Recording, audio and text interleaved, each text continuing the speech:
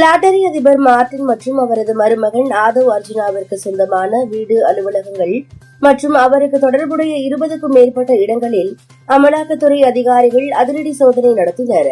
இந்த சோதனையில் மார்டின் அலுவலகத்தில் ரூபாய் 8.80 கோடி பறிமுதல் செய்யப்பட்டு உள்ளது. நெல்லை மாவட்டம் மேலப்பாளையத்தில் உள்ள அலங்கார் தியேட்டரில் அமரன் படம் திரையிடப்பட்டுள்ளது. இந்த தியேட்டரின் முன்பகுதியில் 2 மர்ம நபர்கள் அதிகாலையில் பெட்ரோல் குண்டுகளை வீசி சென்றனர். பயங்கர சத்தத்துடன் வெடித்த பெட்ரோல் குண்டால் அப்பகுதியில் பரபரப்பு ஏற்பட்டது. இது தொடர்பாக வழக்கு பதிவு செய்துள்ள போலீசார் சிசிடிவி காட்சிகளை ஆய்வு செய்து விசாரணை நடத்தி வருகின்றனர். உத்தரப்பிரதேச மாநிலம் ஜான்சி மாவட்டம் ஜான்சி லட்சுமிபாய் அரசு மருத்துவமனை மருத்துவக் கல்லூரியில் உள்ள குழந்தைகள் வார்டில் நேற்று நள்ளிரவில் திடீரென தீ விபத்து ஏற்பட்டது. இந்த தீ விபத்தில் 10 குழந்தைகள் உடல் கருகி உயிரிழந்தனர். 44 குழந்தைகள் பத்திரமாக மீட்கப்பட்டனர்.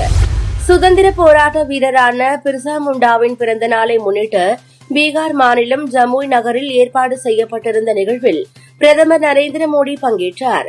இந்நிகழ்ச்சியில் நடந்த கண்காட்சியில் கடை வைத்திருந்த அரியலூரை சேர்ந்த தர்மதுரை எழிலரசி தம்பதியினரின் கோரிக்கையை ஏற்று அவர்களுடன் பிரதமர் மோடி செல்ஃபி எடுத்துக் கொண்டார். இந்த புகைப்படம் சமூக வலைதளங்களில் வைரலாகி வருகிறது. ஐரோப்பாவில் சட்டவிரோதமாக குடியேறியவர்களில் பாகிஸ்தானியர்கள் எண்ணிக்கை அதிகரித்து வருகிறது. இந்நிலையில் பாகிஸ்தான் தேசிய மனித உரிமைகள் ஆணையம் வெளியிட்டுள்ள ஆய்வறிக்கையில் சுமார் 40% பாகிஸ்தானியர்கள் அந்நாட்டை விட்டு வேறு நாடுகளுக்கு இடம்பெயர விரும்புவதாக கூறியுள்ளனர் என்று தெரிவிக்கப்பட்டுள்ளது. லத்தீன் அமெரிக்க நாடான கொலம்பியாவில் குழந்தை திருமணங்களை ஒழிக்கும் வகையில் பெண்களின் திருமண வயதை 18 உயர்த்தும் புதிய மசோதா பாராளுமன்றத்தில் வாக்கெடுப்பின் மூலம் நிறைவேற்றப்பட்டுள்ளது. கொலம்பியாவில் இதுவரை பெற்றோர் சம்மதத்துடன் 14 வயதிலிருந்து பெண்களுக்கு திருமணம் செய்து வைக்கும் நடைமுறை இருந்து வருகிறது என்பது குறிப்பிடத்தக்கது. தென்னாப்பிரிக்கா அணிக்கு எதிரான 3வது T20 போட்டியில் 135 ரன்கள் வித்தியாசத்தில் இந்திய அணி அபார வெற்றி பெற்றது. இந்த வெற்றியின் மூலம் T20 தொடரை 3-1 என கைப்பற்றி இந்திய அணி அசத்தியுள்ளது.